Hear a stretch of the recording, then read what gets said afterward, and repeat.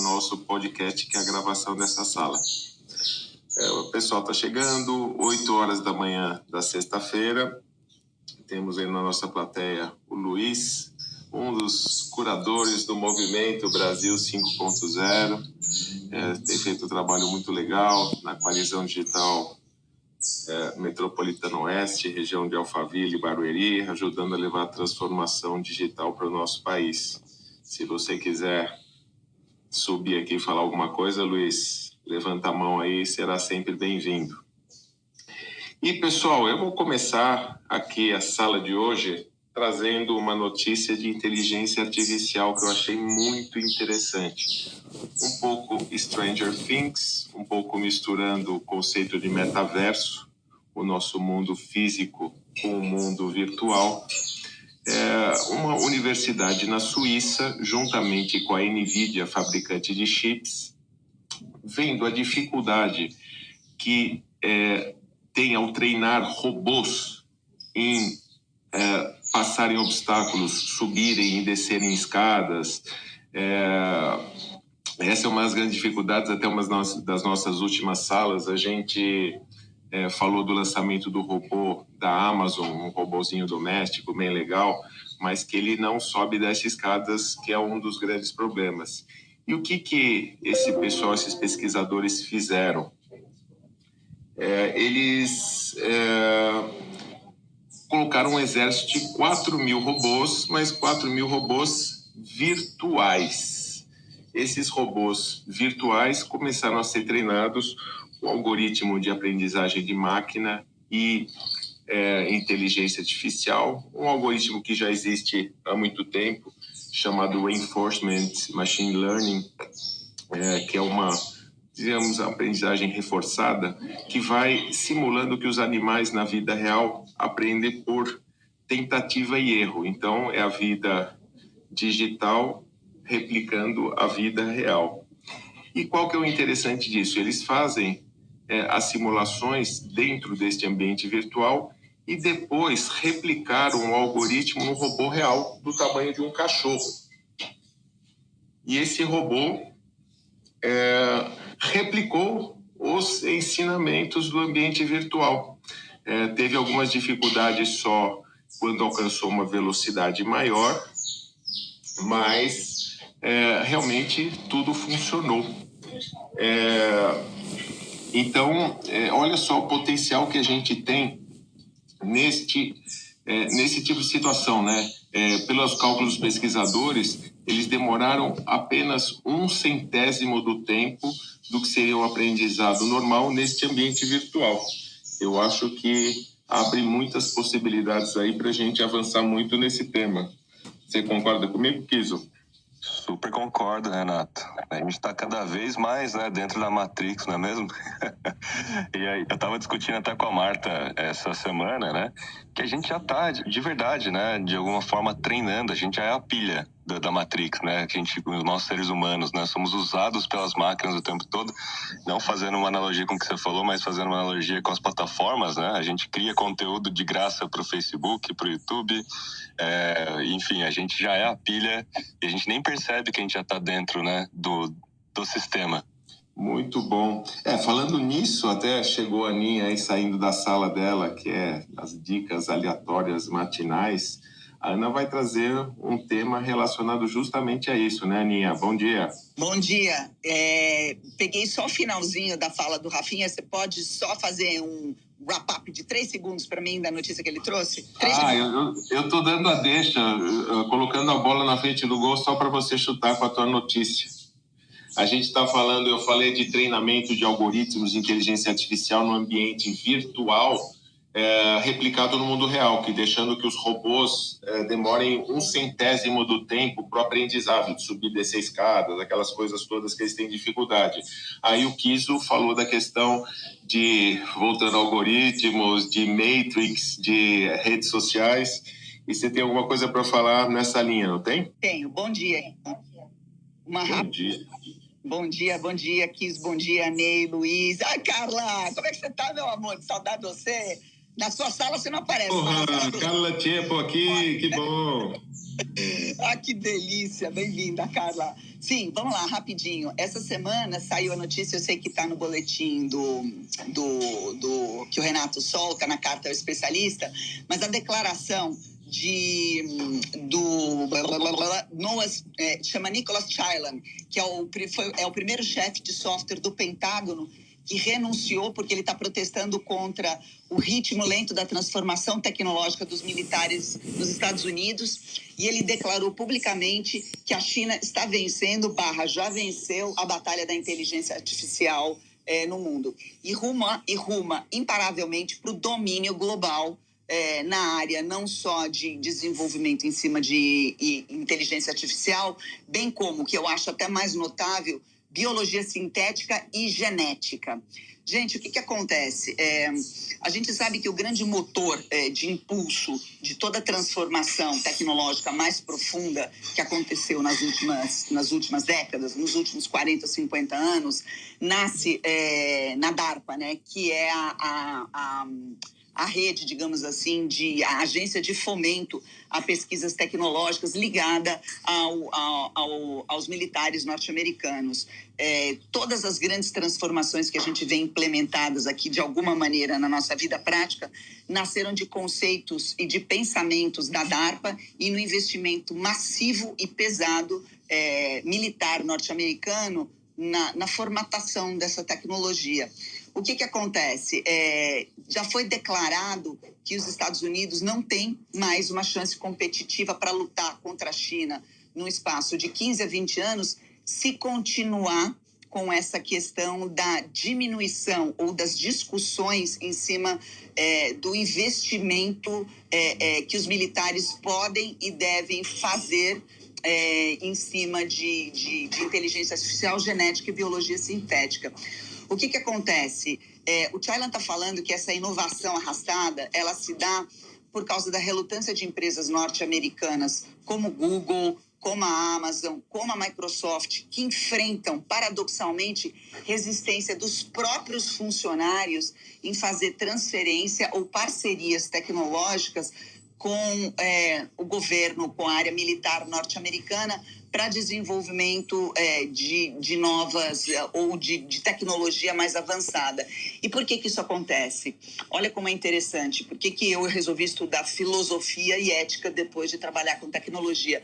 Justamente por causa de pruridos, digamos assim, éticos. Funcionários do Google, da Amazon, eles e da própria Microsoft protestaram veementemente, eu não sei se vocês acompanharam, há mais ou menos uns 6 meses, contra uma licitação que foi lançada pelo governo norte-americano para fazer a tratativa e a adoção das plataformas de nuvem dessas empresas. Iria ser escolhida uma para ser o arcabouço e aonde residiria essas plataformas de inovação do governo norte-americano.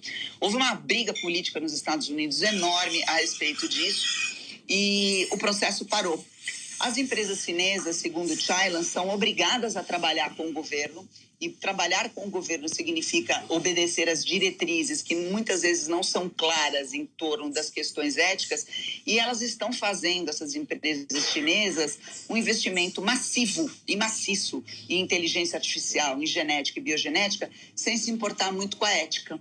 Então, essa discussão... Ontem a gente teve uma sala aqui no Clubhouse de mais de 4 horas, deu quase 200 pessoas entrando e saindo, onde a gente discute essas implicações. Até que ponto as discussões éticas são um vetor de continuidade ou descontinuidade tecnológica. E na visão de especialistas em software de inteligência artificial norte-americano, os Estados Unidos estão perdendo a guerra não por uma questão de falta de tecnologia, mas por uma questão de debate ético a respeito do tema. Acho isso extremamente importante da gente reparar e a gente se preparar. Aprendam mandarim, aprendam a programar em mandarim. É isso que eu tenho para falar, porque essa corrida já foi vencida pelos chineses. É de lá que a coisa vai vir agora.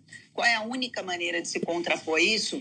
Que o debate ético seja trazido rapidamente ao centro da discussão, e mais do que isso, que nós estejamos preparados para prescindir talvez de algumas questões relativas à privacidade, relativa à manipulação embrionária, relativa à varredura do ser humano e de experimentos sociais. É a única maneira de se contrapor ao que vem de lá de uma maneira massiva. Essa é a minha notícia, Renato. Boa, Aninha. E aí eu vou aproveitar, dentro desse contexto, a gente tem muitas vezes, né, nós somos especialistas aí em inovação, tecnologia, transformação digital, a gente sempre coloca nos temas de nossas discussões essas questões da ética, né?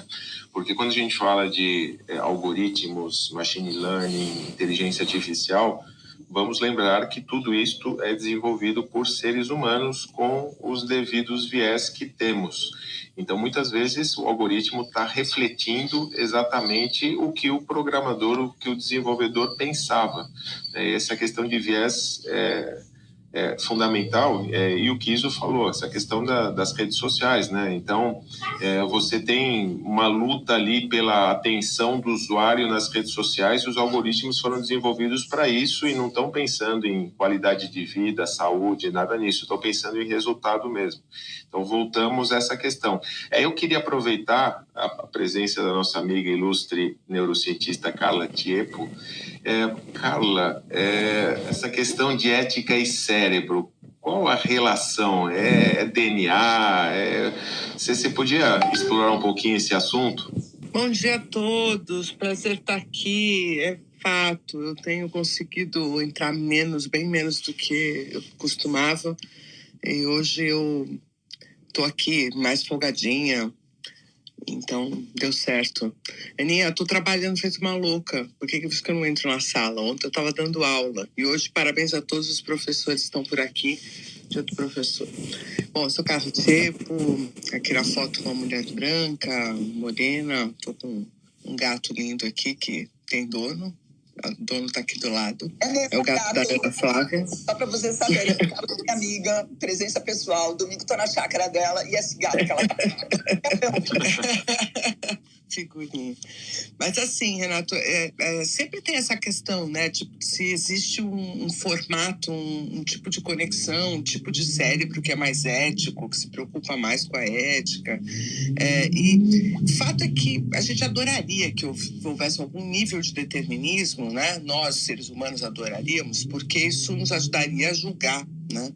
Mas não é tão simples assim, porque essa questão é uma questão da própria dinâmica da sociedade, da cultura e das relações com o indivíduo que se desenvolve nessa sociedade, nessa cultura.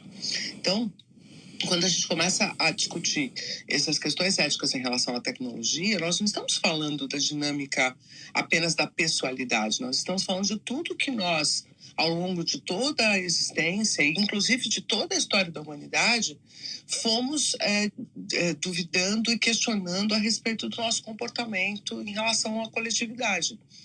E esse novamente é o paradigma que a gente está colocado, né? Se houve um tempo, qualquer tecnologia nos coloca nesse lugar, da gente discutir se é bom para nós, em termos de grupo, se os indivíduos que vão se beneficiar diretamente daquele ganho estão pensando só no próprio lucro ou no poder que vão adquirir com aquilo, ou se de alguma forma aquilo é mesmo uma necessidade coletiva. Alguns temas, como genética e biologia sintética, falam a respeito da nossa saúde, falam a respeito da nossa manutenção aqui no planeta. Mas aí vamos discutir. É importante seres humanos viverem 150, 200 anos. Nós temos estrutura, nós temos planeta para que 7 bilhões e meio de seres humanos que hoje estão vivos se tornem mais longevos.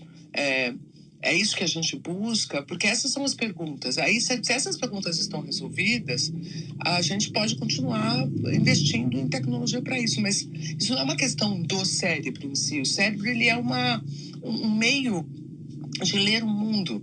E ele vai sendo plasmado e vai sendo cutucado a partir dessas relações que a própria sociedade vai desenvolvendo. Não tem um cérebro mais ético, um cérebro menos ético. Existem pessoas dentro da sua própria história, dentro da sua própria subjetividade, que acreditam, inclusive, que ética é uma coisa que diz respeito à própria forma de ver o mundo. Nós vivemos hoje várias polarizações em relação a essa discussão.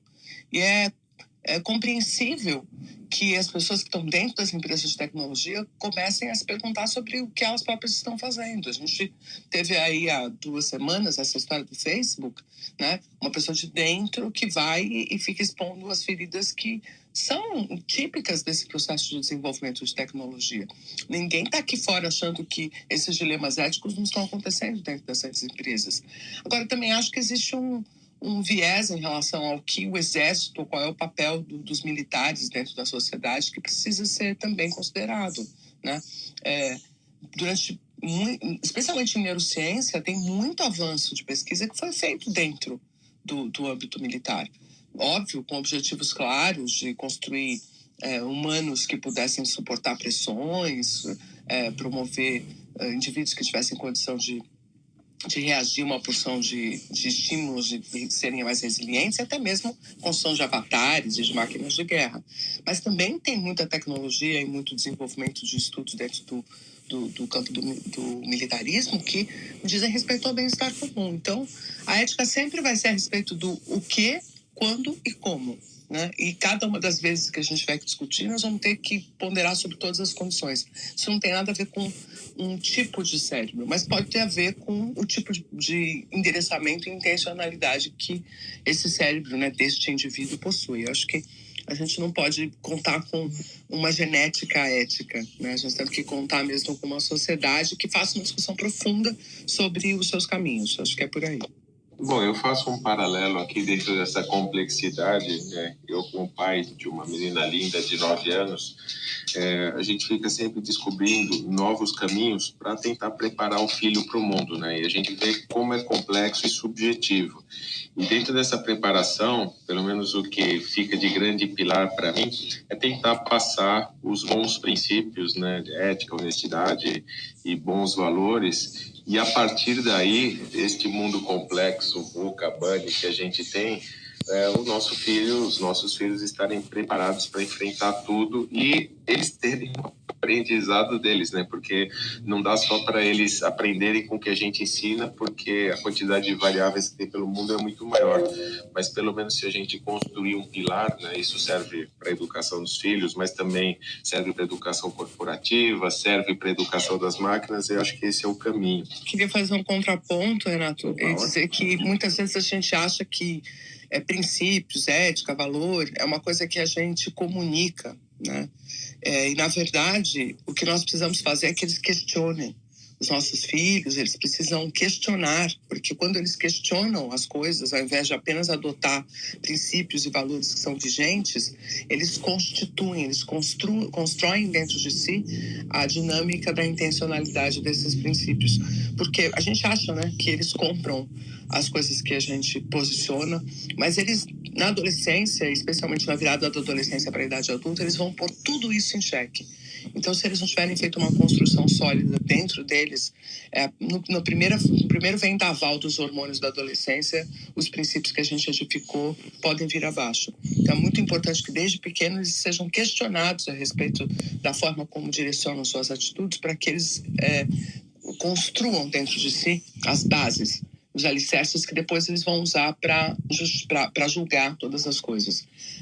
Sim, passamos valores e princípios, mas precisamos que, ao invés de apenas isso se transformar em verbo, que isso seja uma edificação por exemplo, e que eles pratiquem e testem, né? Quando eu faço assim, o que acontece? Quando eu faço assado, o que acontece? Para que eles possam dar valor para esse caminho que eles estão trilhando, sabe? Porque eu vejo muitas pessoas acharem que os princípios são coisas que são faladas, princípios são coisas que são feitas, valores são coisas que são praticadas, né? Muito bom, Carla, excelente, é isso, é muito melhor a gente fazer boas perguntas do que ter respostas ruins, né? Então aprender a questionar e a curiosidade, muito bom mesmo. E Kiso, aproveitando, você entrou comigo aqui, fez umas contribuições, poderia continuar? O que você traz para a gente hoje? Claro. Bom, a gente está falando de inteligência artificial, vou continuar nesse mesmo tópico. E, mais uma vez, né, o Facebook desenvolvendo tecnologia, apesar da Ana ter falado que os Estados Unidos já perdeu a batalha, mas eles acabaram de desenvolver uma nova tecnologia que pode prever o futuro. Mas não é o futuro como lá no Minority Report, não. É prever ações futuras, processos ou passos futuros, dependendo daquilo que você está fazendo. Eles estão chamando esse novo processo de machine learning de AVT. E não é AVT do Loki, não, para a galera que está ligada aí na série. É o AVT de Anticipate Video Transformer. É uma forma deles conseguirem entender qual seria o seu próximo passo baseado no reconhecimento visual. Por exemplo, você está lavando ali um tomate, ele sabe que um dos próximos passos é desligar, fechar a torneira, né? E assim vai. Então, em processos de, troca de um pneu furado no carro, né? Isso tudo está relacionado às ações deles, né? Para evoluir toda a parte de wearables com realidade aumentada nos óculos, que de fato eles lançaram recentemente com a Ray-Ban, mas esses são os próximos passos que eles vão dar, né? Aplicar realidade aumentada nos óculos para que todo mundo possa fazer ações ou desenvolver tarefas, seja no trabalho, seja em casa, e vai estar tudo interligado com os novos dispositivos que eles estão lançando, inclusive, para as casas, né? Não sei se a galera já acompanhou, eles estão lançando vários dispositivos de smart screens, né? Smart devices para as casas, vai estar tudo conectado. Então, prevendo o futuro, né? O Facebook aí avança mais um pouco na inteligência artificial e a gente entra mais uma vez nessa discussão, né? A gente vai estar usando um óculos, ele vai estar vendo tudo que a gente está fazendo e aprendendo com tudo que a gente está fazendo e começando a prever cada vez mais os nossos próximos passos. Eu acho que a gente vai ver uma derrocada do Facebook importante nos próximos anos. Ele está sofrendo muito tiroteio de todos os lados. E o que eu acho que é mais interessante, né? A gente sabe que tecnologia, o mundo digital e as grandes empresas de rede, elas precisam de uma carga massiva de dados para poder fazer rodar presentes, passadas e futuras aplicações. Com a ideia de segregar empresas como Facebook e Google e terminar esses monopólios, ou pelo menos dar uma aliviada nesses grandes monopólios informacionais, você vai ter uma quebra na capacidade de contraposição que essas empresas têm, eventualmente, por exemplo, ao poderio chinês. Então, a gente está entre a cruz e a espada.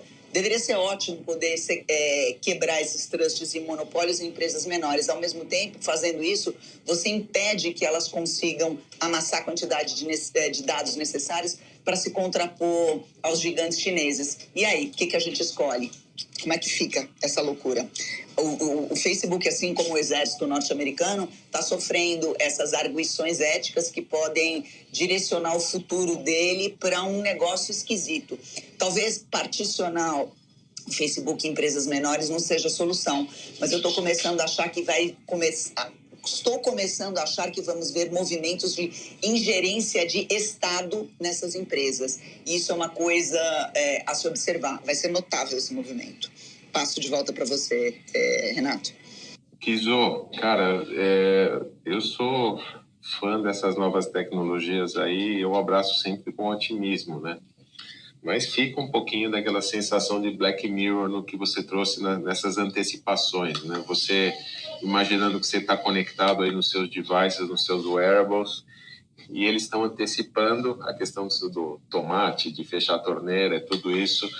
Se isso vai crescendo, a gente passa a ser um robozinho, não passa não, Kizô? Pois é, então assim, né, acho que até como CAPTCHA, né, a gente está sendo usado para treinar os algoritmos, né, e aprendizagem de máquina, a gente tá sendo o tempo todo usado, e como eu falei lá no comecinho, né, com a analogia do Matrix, né, a gente de alguma forma já está inserido dentro de um sistema treinando e sendo usado para que essas plataformas construam aí seu Big Data, como a Ana falou, e a gente nem está percebendo, né, e a gente mesmo tem criado todo o loop de retenção para que eles possam vender mais anúncios, para que eles possam ter mais dados e crescer mais e ter mais lucros, né? E a gente mesmo, o que a gente está ganhando, né? E aí entra em todas as questões que a gente já está citando aqui, ética, etc. Então, Renato, no seu positivismo também, né? Sempre tendo a pensar de forma mais positiva, mas realmente é preocupante porque a gente está já dentro da Matrix, né? De alguma maneira alimentando os robôs sem perceber, né? E a maioria da população é tipo o Cypher, que está comendo ali aquele bife suculento e prefere ficar dentro da Matrix. Aproveitando de novo teus conhecimentos aqui, a gente vê nitidamente, não quem é especialista, mas quem convive, a diferença de perfil entre as gerações, né? X, Y, Z, alfa e tudo isso. Você acha que essas gerações têm um pouco de diferença? Aí pode ter alguma diferença de estrutura cerebral, ou também tem a ver com o meio? Por que as gerações são diferentes? Essa é a primeira pergunta, né? Se você tem a resposta. E a segunda, e se essa geração atual que está recebendo todos esses inputs, né, e essa visão de futuro que o Kiso trouxe para a gente, se ela está preparada para realmente reagir positivamente a esse tipo de robotização? Pergunta difícil. Eu queria primeiro considerar que esse modelo de fazer previsões futuras é exatamente o modelo funcional do cérebro. E o que está se fazendo muito em inteligência artificial já há alguns anos, eu diria há 15 anos pelo menos, é simular tudo que o cérebro faz para poder produzir a inteligência artificial. Então, esse fenômeno de antecipação é um fenômeno muito importante para o funcionamento cerebral, e a gente faz isso o tempo inteiro. A gente vai olhando as circunstâncias que estão acontecendo e ficamos tentando prever os eventos futuros para que a gente possa estar na posição correta, na situação correta para aumentar a eficiência daquele comportamento. Então, nada mais é do que engenheiros de tecnologia estudando neurociência, que é o que está acontecendo já há 40 anos, desde a questão das redes neurais, para poder produzir inteligência artificial meio que a imagem e semelhança de nós mesmos, né? Então, acho que nesse aspecto a gente já tem já tem fornecido dados biológicos a partir do próprio estudo do cérebro. Se nós quiséssemos barrar esse processo, nós teríamos que barrar a neurociência. Teríamos que dizer, parem de pesquisar como o cérebro funciona, porque vocês estão dando informações muito preciosas. Então, eu acho que, no fundo, é isso. A gente, o que está sendo usado em relação a dados tem sido selecionado de forma muito precisa, porque a gente já sabe no cérebro que são essas coisas que fazem com que a gente produza comportamento e que são a base da nossa inteligência, né? Então, acho que desse lugar a gente não consegue mais escapar, porque nós estamos enfiados nisso já há muito tempo, que é fornecer a informação de como que a gente deve desenvolver a inteligência artificial a partir de nós próprios, de como nós próprios funcionamos. Quando você fala a respeito de evolução do cérebro, as pessoas têm uma ideia de que o processo evolutivo que nos trouxe até a condição de Homo sapiens e tal, continua acontecendo. E isso não é verdade, porque a evolução biológica, ela prescinde da questão da seletividade da reprodução. Então, os indivíduos que melhor se adaptam acabam se reproduzindo mais, e essa reprodução faz com que esse tipo de genética prevaleça e aí tome conta, vamos dizer assim, daquela espécie, a ponto de você poder, inclusive, ter uma evolução da espécie em relação a uma outra expressão, pode surgir uma nova espécie, etc. Isso, para nós, para o gênero Homo, deixou de acontecer há pelo menos 60 mil anos, porque no exato momento em que a gente desenvolveu linguagem e se estruturou em torno de um mecanismo cultural de desenvolvimento, e aí com regramentos, com a questão hierárquica, de poder, a reprodução não é mais uma questão inerente à adaptação do indivíduo ao seu meio. É uma questão inerente às relações sociais e culturais que se estabelecem. Então, se a gente for fazer um retrato hoje de reprodução na nossa espécie, nós não vamos encontrar nenhum padrão associado a indivíduos que estão melhor adaptados ou não. Não existe padrão. Não pode nem dizer que sim, nem que não. E isso faz com que não haja um processo de evolução biológica. O que a gente está assistindo é que, obviamente, porque o mundo vai mudando e os inputs vão mudando, e o tipo de acesso que eu tenho a dados, a devices, a tecnologia também vai ampliando, eu consigo ter um melhor uso, vamos dizer assim, da maquinaria do meu cérebro. Aquele mesmo cérebro Homo sapiens que desenvolveu a linguagem e que, diante de tecnologia, consegue aprender aquela tecnologia, automatizar o uso dela. E aí vocês entendem que eu estou falando de tecnologia de uma forma geral, nós estamos falando de enxada, né? Enxada é tecnologia nessa minha fala. E o uso dessa tecnologia faz com que o indivíduo se aproveite dela para desenvolver novos processos, né, dentro do próprio cérebro. Então, o que a gente vê nas novas gerações é que, aos poucos, eles vão compreendendo melhor a relação com o meio e vão se abastecendo dessas tecnologias para poder interagir de outra forma. Tem o seu lado positivo e tem o seu lado negativo. Se a gente vê o que está acontecendo também em relação a essa certa lascividade, uma certa entrega, ali, maratonar séries indefinidamente e tal, são formas também de vida que podem não trazer grandes inputs para o desenvolvimento do indivíduo, a depender do conteúdo dessa série. Ficar o dia inteiro lá no TikTok, vendo figurinha no Instagram e tal, é tecnologia e pode não ser uma tecnologia que esteja imputando dados interessantes para esse indivíduo se desenvolver, sabe? Essa é a crítica que a gente faz a crianças usarem tela muito cedo e tal. Mas a ideia é que o próprio processo de desenvolvimento da tecnologia desenvolve o cérebro humano, isso é natural. A gente está vivendo isso há 50 mil anos e viemos nesse crescente. Às vezes as pessoas falam assim, mas as crianças hoje andam mais cedo, ou tem isso, ou tem aquilo mais cedo. Mas nós próprios estamos mudando o jeito que criamos as crianças, né? Eu, provável, devo ter vivido 3 meses enclausurada num coelhinho quando eu nasci. Né? Hoje um bebê nasce e minhas sobrinhas mesmo tiveram filhos e com 1 mês e meio, 2, as crianças estavam deitadas já no chão, com o cachorro passando por cima e tal. Então, e lidando com toda aquela tecnologia, com tudo aquilo que está em volta dela o tempo todo. Então, é natural que a gente se desenvolva melhor, porque a máquina, né, funcional, o cérebro, ela se adapta ao meio. Se o meio continuar evoluindo, ela continua evoluindo em termos de processo, e não em termos biológicos. Acho que consegui me fazer clara, né? Muito obrigado, Carla. Show de bola. São contribuições aí para muitas reflexões que ficam depois dessa sala ou desta gravação de podcast. E bom dia, Ney. O que você traz para a gente hoje, meu amigo? Bom dia a todos. Bom dia, Renato, Rafael, Luiz, Ana, Carla e Charles. Hoje eu tenho, aliás, a plateia toda que está aqui nos ouvindo, com certeza. Uma das coisas que me intriga muito, que me faz realmente refletir, é sobre essas questões que a gente comenta aqui a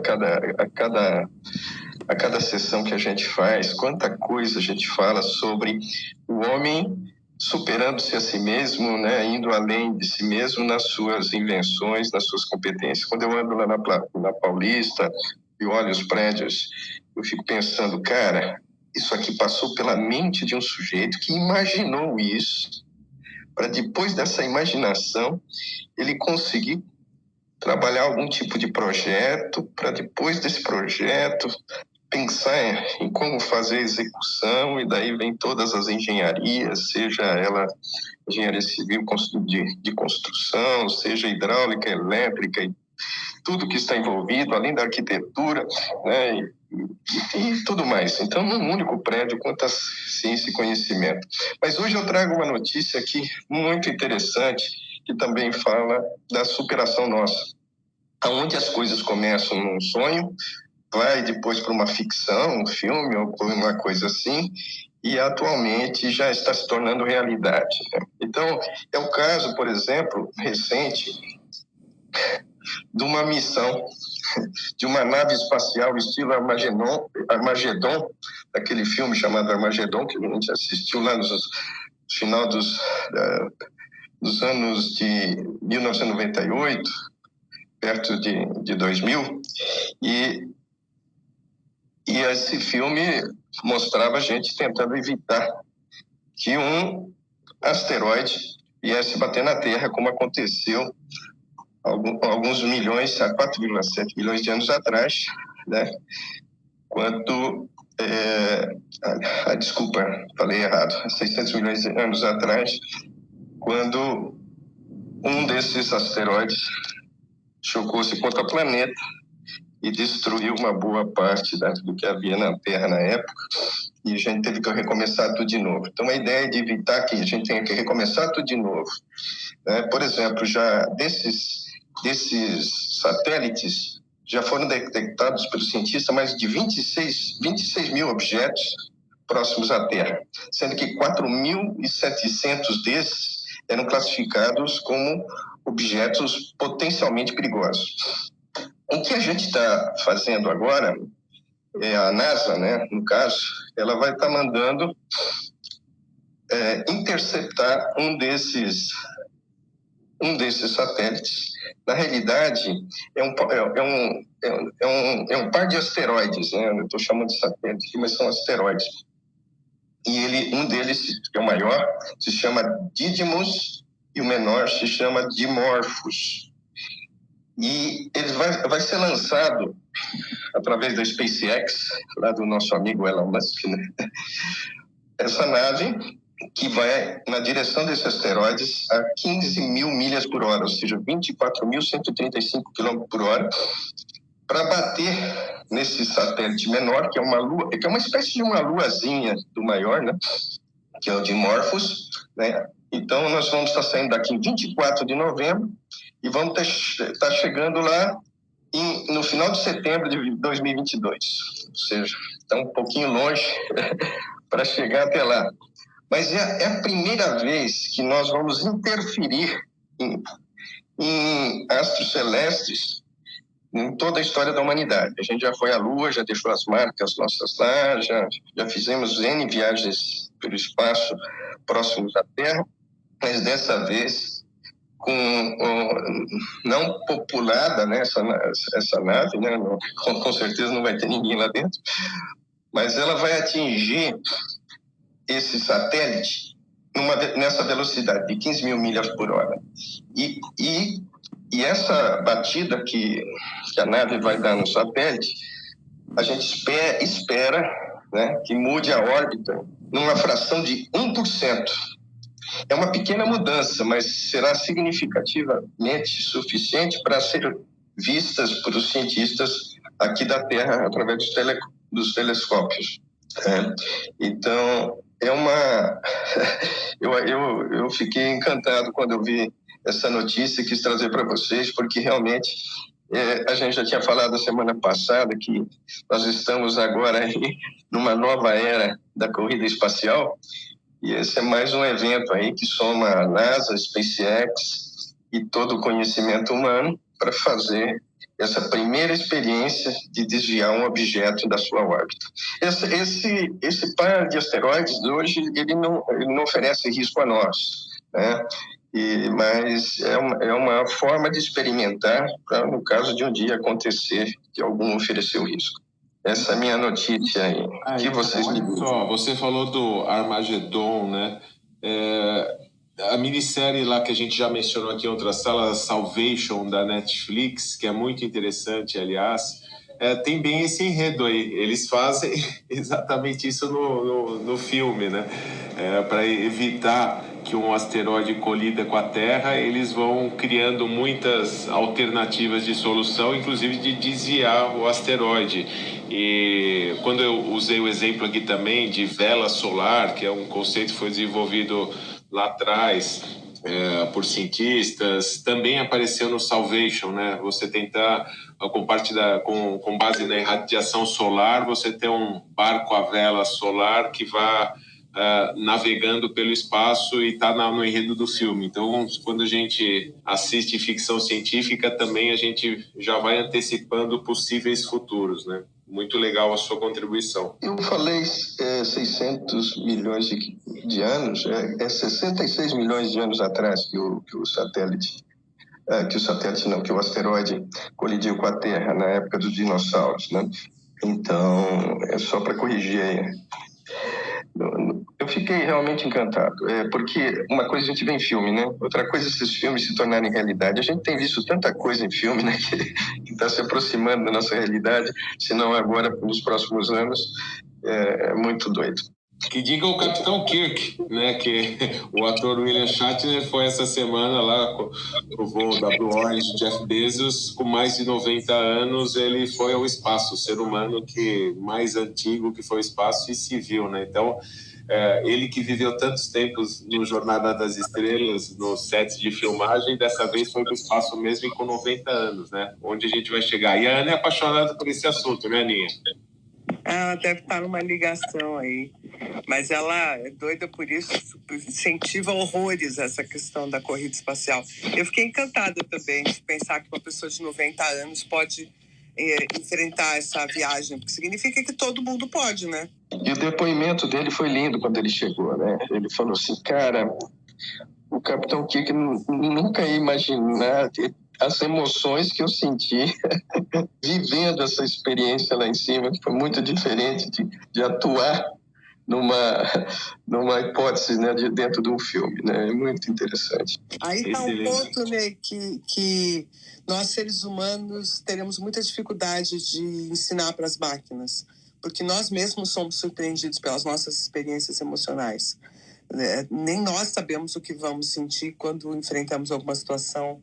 A gente prediz, nossa, vai ser incrível, nossa, eu vou curtir muito, nossa, vai ser excitante, eu vou adorar. Mas é só na hora que nós estamos vivendo que efetivamente a gente sabe dizer como que aquilo bate em nós. É uma surpresa a cada evidência, a partir dessa perspectiva emocional. Então isso é, quem sabe, o que a gente não vai conseguir transferir. Não a capacidade de atribuir valência emocional para as coisas. Isso a gente consegue.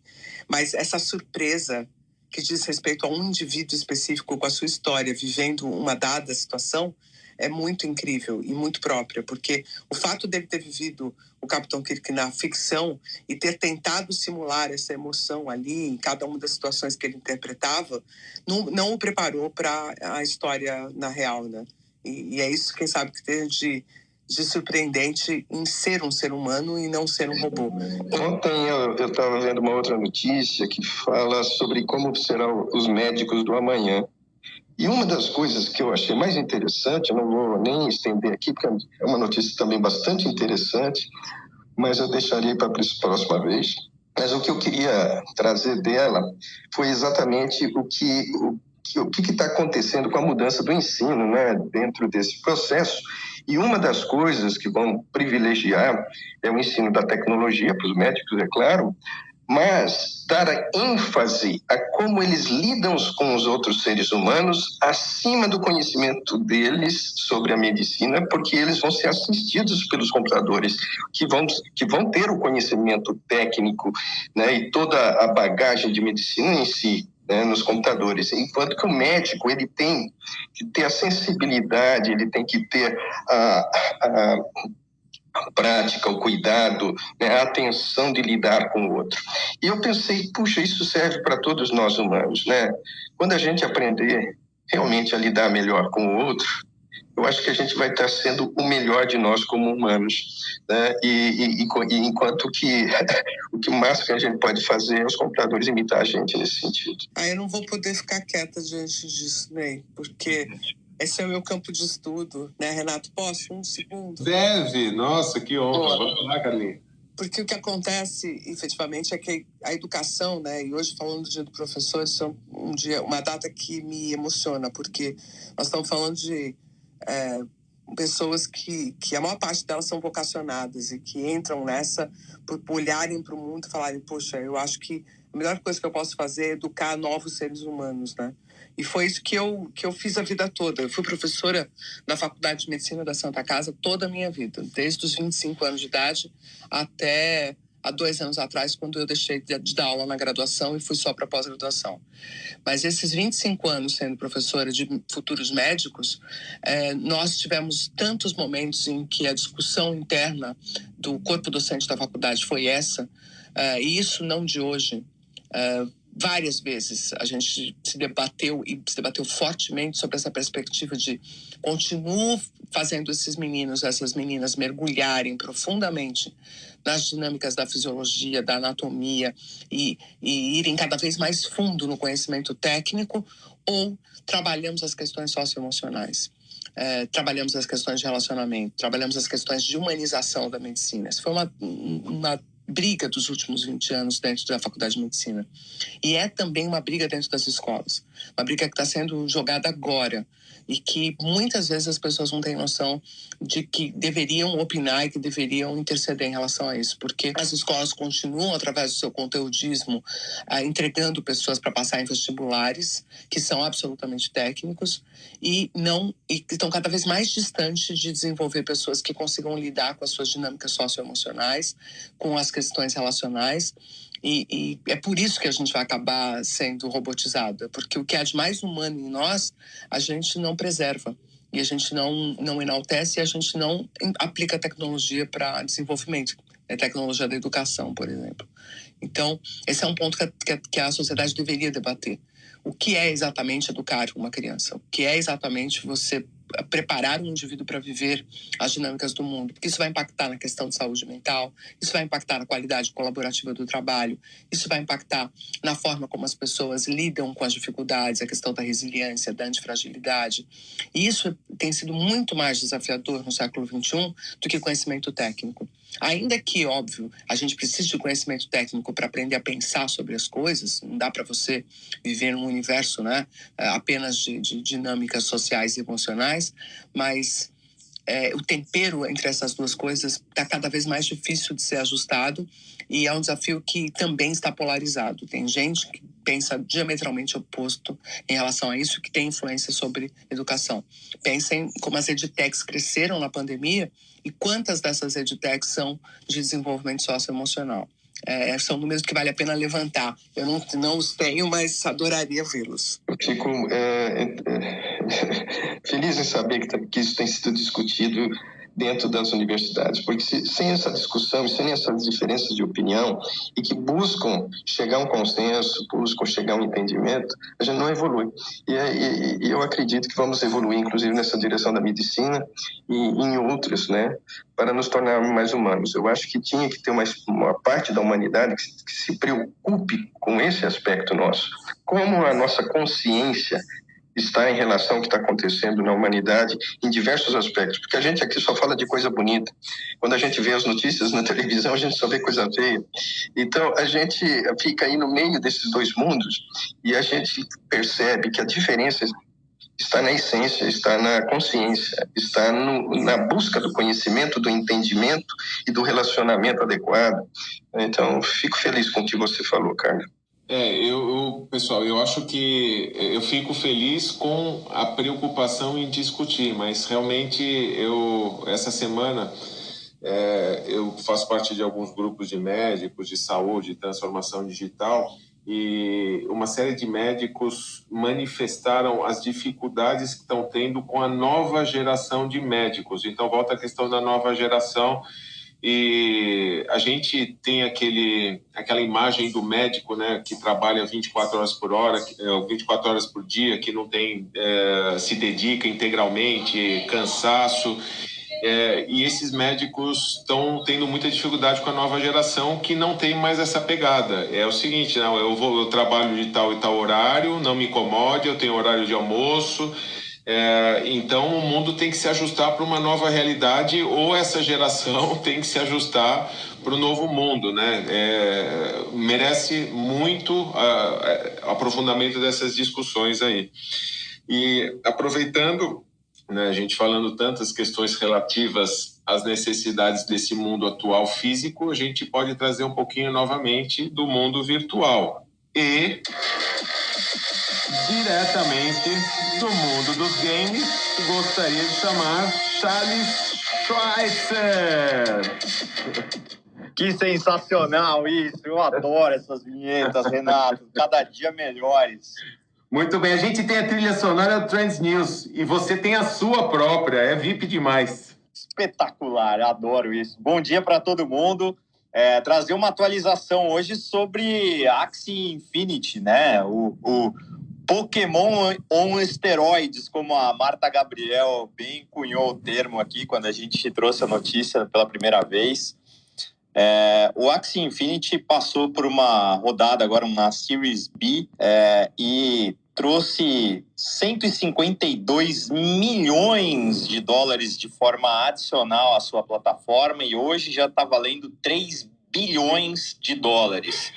Então, só relembrando aqui, para quem não sabe o que é Axie Infinity, da onde esse negócio está saindo, Axie Infinity é um joguinho criado dentro de uma plataforma de blockchain, onde basicamente você precisa comprar criptomoedas para poder começar a jogar e dentro do jogo você vai ganhar outras criptomoedas que podem depois, obviamente, ser convertidas em dinheiro real. O mais interessante é que o mercado continua a se desenvolver, apesar de ainda estar limitado à plataforma PCs, mas já se fala aqui, inclusive, numa versão agora para iOS e para Android, né? O que acho que aí levaria, de fato, né, a plataforma à escala mundial.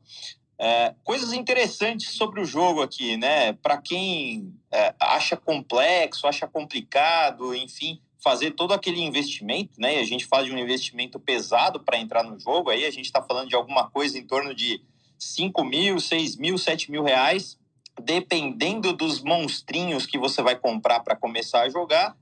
Já tem escolas também que permitem você jogar de graça, desde que você compartilhe 30% do seu lucro com essas escolas. Então, tem muita gente ganhando dinheiro, inclusive criando novos modelos de negócio em torno do Axie Infinity.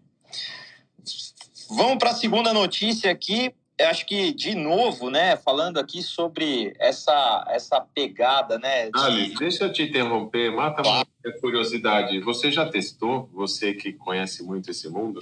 Testei, Renato, testei sim. Não entrei ainda com uma conta paga minha, sim, mas a comunidade de Axie Infinity me recebeu de braços totalmente abertos depois que a gente deu a notícia aqui, enfim.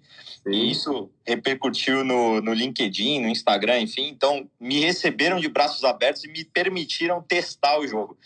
É um jogo relativamente simples de você jogar. Você tem 3 monstrinhos e você joga contra outros 3 monstrinhos. Cada monstrinho tem um poder que tem a ver mais ou menos com um elemento da natureza. Então, fogo, água, etc. E aí, obviamente, tem os seus contrapontos. É um jogo por turno. Então, o monstrinho que é mais veloz ataca primeiro. O monstrinho que é mais lento, ele primeiro se defende. E o objetivo é matar os 3 monstrinhos do outro lado. Quem consegue fazer isso ganha criptomoedas. É tão simples quanto isso, tá? Obviamente que você tem a parte também interessante, que à medida que você vai fortalecendo seus monstrinhos, você pode colocar os monstrinhos para procriarem. E é nesse momento, né, quando você procria um monstrinho novo, que você pode vender os seus monstrinhos ou ainda os seus ovos, né? O ovo ele tem uma cotação mais baixa, porque você não sabe o que pode vir dali, mas o monstrinho em si, dependendo de como ele sair, se ele sair com um nível de raridade ali interessante, ele pode custar um preço bastante alto, né? E a recomendação de quem está na plataforma é que você compre pelo menos um que seja realmente forte para você poder progredir rápido dentro do jogo. Muito bem, muito obrigado. É legal a gente passar a experiência não do que a gente ouve, mas do que a gente realmente vivencia, né? Valeu, Charles. O que temos aí? Que eu te interrompi para a segunda? Traz aí mais conteúdo pra gente. Não, legal. Assim, de novo, acho que assim, os gamers, né, e as plataformas, elas estão muito atentas ao que acontece no mundo real, né? E de alguma forma, os jogos hoje eles tentam mimetizar de uma forma tão forte o que acontece no mundo real, né? Que eu acho que a gente tem que tomar um cuidado. Realmente não existe mais separação entre vida profissional, vida pessoal e etc.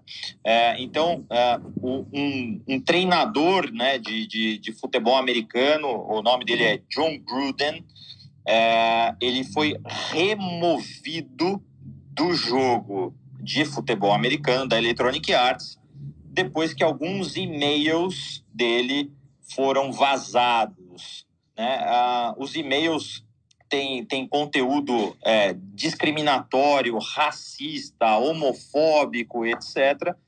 E aí essa comunidade gamer se une em torno desse assunto, e aí o treinador ele é sumariamente removido do jogo.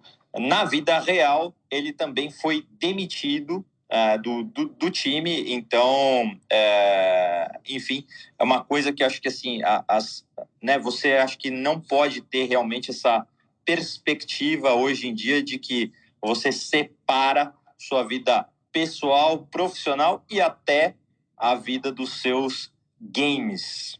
Metaverso, né, Charles? Exatamente. E aí, Renato, vou trazer uma notícia aqui, acho que aí é mais para você comentar, né?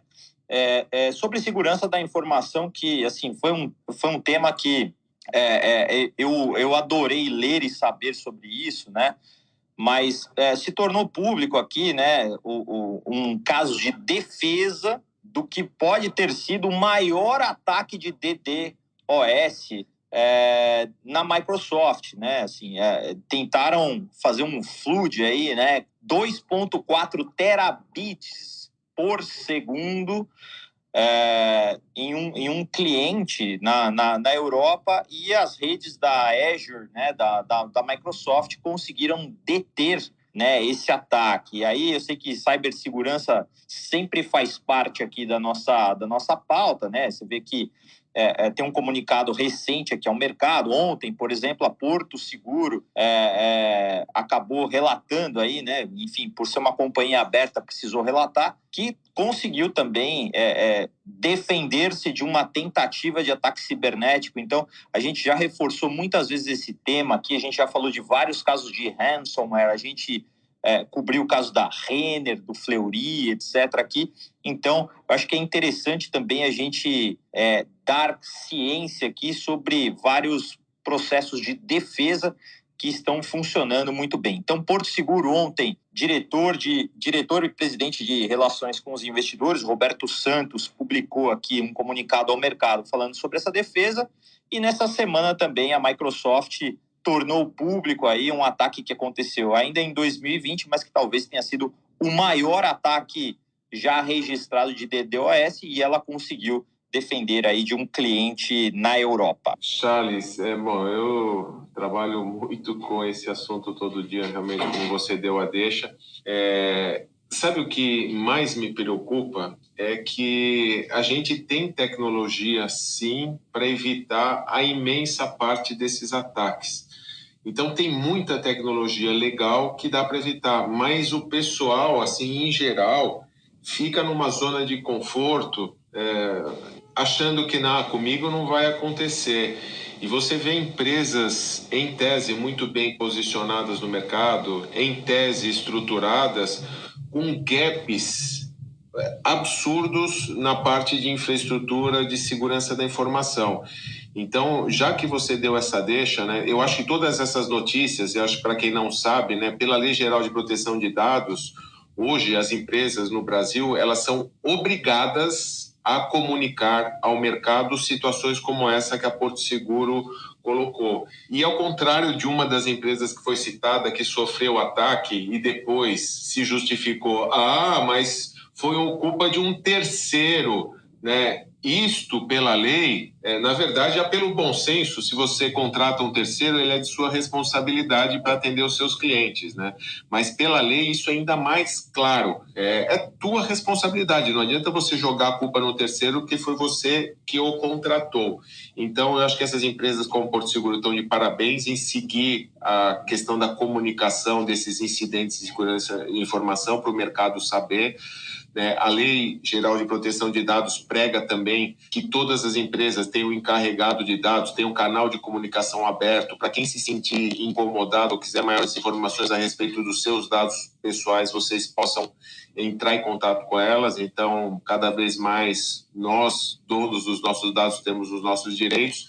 Mas, voltando à questão corporativa, tem muita tecnologia na era de tudo como serviço para a gente poder contratar e proteger as empresas.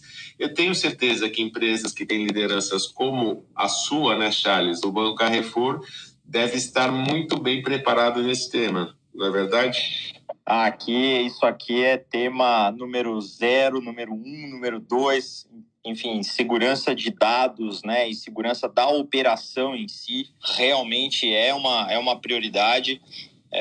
A gente se defende praticamente diariamente de ataques como esse, né? E assim como a Porto Seguro conseguiu se defender e teve só uma leve instabilidade dentro dos seus ambientes, o mesmo tem acontecido aqui. A gente tem conseguido se defender desses ataques, e eu acho que assim, é importantíssimo que as empresas ponderem e entendam o quanto isso pode afetar os seus negócios, você ser tirado do ar e ter seus dados sequestrados, como o caso da CVC, que ainda está em curso, né? A CVC foi sequestrada, né, há quase uma semana e ainda está com o seu sistema sequestrado, ainda não conseguiu restabelecer todos os seus sistemas. E a gente não pode abrir o precedente, né, de começar a pagar por isso, porque senão a gente acaba criando todo um novo mercado realmente em torno desses sequestros, e aí a gente sabe que esse dinheiro acaba tendo outro tipo de finalidade, né, que não aquilo que a gente acabou falando aqui na sala, né, o Ney bem comentou aqui, a gente traz tanta notícia legal, a gente fala sobre tanta coisa legal, a gente sabe que esse dinheiro certamente não será usado para fazer coisas legais como a gente está trazendo aqui no nosso dia a dia. Essa questão da segurança, realmente, tem coisas que são básicas e simples. Cara, backup é fundamental, cara. Não faz sentido o cara não fazer backup de seus dados, um backup total de tempo em tempo e ter backups incrementais no dia a dia. Os dados têm que ter backup. A segunda coisa, tem que ter firewall, tem que ter as regras bem cuidadas e tem que ser estabelecidas. Isso hoje, não cuidar da segurança e desses ataques, é incompetência do setor de tecnologia. E se a empresa não está bancando o setor de tecnologia adequadamente para tomar as devidas providências dos custos que ela tem, esses técnicos têm que colocar que não assumem a responsabilidade, que a responsabilidade está sobre o CEO e os demais elementos da empresa. As organizações têm que se cuidar, sim, isto faz parte de uma obrigação social. Hoje nós estamos vivendo uma nova era onde a tecnologia é fundamental para a sobrevivência das empresas. Temos legislações como a LGPD e outras e regulamentações, e tem muito material sobre segurança hoje disponível abertamente na internet. Perfeito. Então, não é mais desculpa. Excelente. Bom, fica a dica para todos que estiverem nos acompanhando. Por favor, cuidem da segurança da informação. Backup é tão básico, tão fundamental. E Ney, eu fiz uma pesquisa aí com empresas de vários portes no mercado uns 2 anos atrás, referente às dores de tecnologia que elas têm. E disparado, empresas de todos os portes, problemas com backup. Acredite se quiser, né? Mas é isso, pessoal. Mais uma vez, uma sala deliciosa. Obrigado pela participação de todos que puderam estar aqui conosco. Ana, Carlinha, sempre muito bem-vinda. Quando eu conseguir encaixar a agenda aí, contribuições maravilhosas. Charles, meu co-host, que tão brilhantemente conduziu a sala da semana retrasada e em breve conduzirá outras. Ney, meu amigo Luiz Salles, que eu ia chamar para falar, mas vai ficar para a semana que vem. Ele tem uma reunião agora. Ele é um dos curadores do nosso movimento Brasil 5.0, ajuda a levar a transformação digital pelo mundo. Muito obrigado a todos que participaram e, como de costume, abram seus microfones, que é a hora do nosso Sextou! Bom fim de semana a todos! Bom final de semana, valeu pessoal! Valeu! Pessoal, beijão. Abraço, beijo, tchau, tchau!